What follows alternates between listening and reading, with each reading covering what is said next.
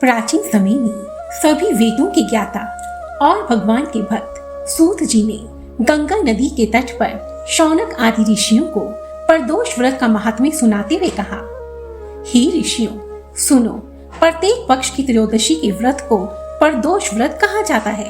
यह प्रदोष व्रत अत्यंत ही कल्याणकारी है और इस व्रत के प्रभाव से मनुष्य के सभी पाप और कष्ट नष्ट हो जाते हैं।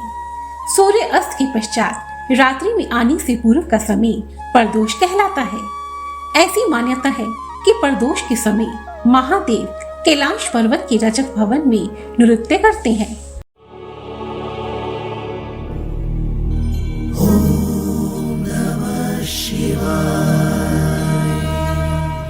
और देवता उनके गुणों का स्तवन करते हैं।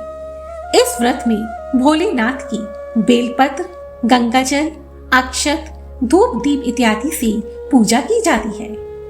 दरिद्रता की तिमिर से अंधे और भक्त सागर में डूबे हुए संसार भय से भीरू मनुष्यों के लिए यह प्रदोष व्रत पार लगाने वाली नौका के समान है।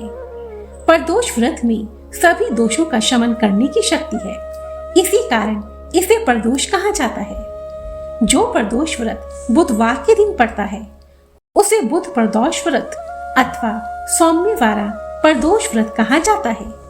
हे ऋषिवर, अब मैं तुमसे बुध प्रदोष व्रत कथा को कहता हूँ, तुम इसे ध्यान पूर्वक श्रवण करो। इस कथा के अनुसार एक पुरुष का नया नया विवाह हुआ था। विवाह के 2 दिन के पश्चात उसकी पत्नी मायके चली गई। कुछ दिनों के पश्चात वह पुरुष अपनी पत्नी को लेने उसके मायके गया तथा बुधवार के दिन वह पत्नी के साथ वापस जाने लगा। तब ससुराल पक्ष ने उसे रोकने का प्रयत्न किया और कहा कि विदाई के लिए बुधवार का दिन शुभ नहीं होता, परंतु उसने ससुराल पक्ष की कोई बात नहीं मानी और पत्नी के साथ बैलगाड़ी में बैठकर चल पड़ा। निराश होकर सास ससुर ने दामाद और पुत्री को भारी मन से विदा कर दिया। नगर के बाहर पहुंचने पर पत्नी को प्यास लगी। पुरुष लोटा लेकर पानी की तलाश में चल पड़ा। पत्नी एक पेड़ के नीचे बैठ गई। थोड़ी देर के पश्चात पुरुष पानी लेकर वापस लौटा।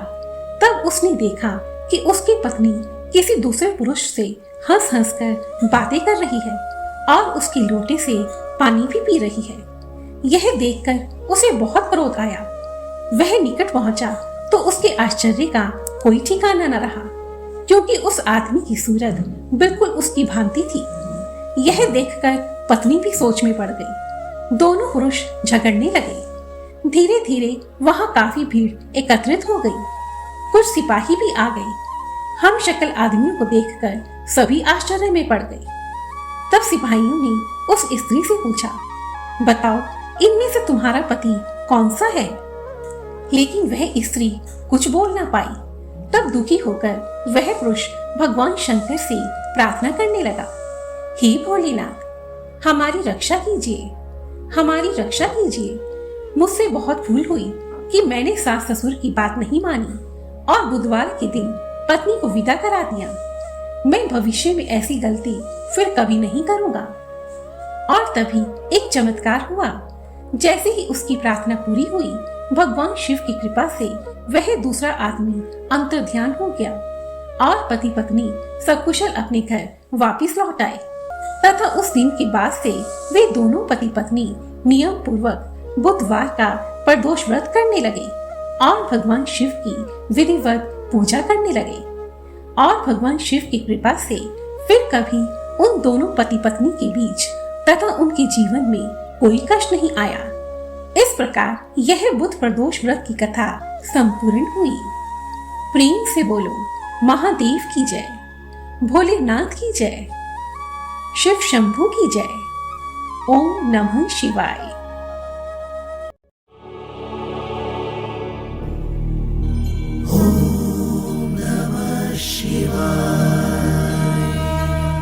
और यदि आपको यह वीडियो पसंद आई है तो प्लीज मुझे कमेंट सेक्शन में जरूर लिखें और मेरी ऐसी ही दूसरी वीडियोस को देखने के लिए रेड कलर के बटन को प्रेस कर मेरे इस चैनल को सब्सक्राइब करें और साथ ही बेल आइकन को भी जरूर दबाएं ताकि मेरी आने वाली सभी वीडियोस की नोटिफिकेशंस आपको टाइम पर मिलती रहे। धन्यवाद। जय माता दी।